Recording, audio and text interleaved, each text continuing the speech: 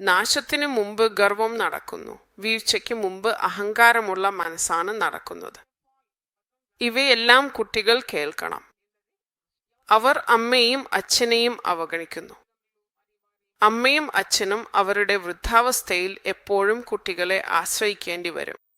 അവർക്കു ലഭിച്ചത് കേവലം ഒരു അറിവായിരുന്നില്ല, മറിച്ച് അവരുടെ ജീവിതാനുഭവങ്ങളിലൂടെയും നിരന്തരമായ പരിശ്രമങ്ങളിലൂടെയും ആഴത്തിൽ സ്വായത്തമാക്കിയ പ്രായോഗികമായ ഒരു സമ്പൂർണ്ണ അറിവാണ്. നിങ്ങൾ ഇപ്പോൾ ഏർപ്പെട്ടിരിക്കുന്ന പഠനങ്ങളിലും അതോടൊപ്പം നിങ്ങൾ ഭാവിയിൽ ഏറ്റെടുക്കാൻ പോകുന്ന അല്ലെങ്കിൽ നിലവിൽ ചെയ്തുകൊണ്ടിരിക്കുന്ന ഓരോ ജോലി ശ്രമങ്ങളിലും ഈ അറിവ് നിങ്ങൾക്ക് ഒരു വഴികാട്ടിയായി വർത്തിക്കും.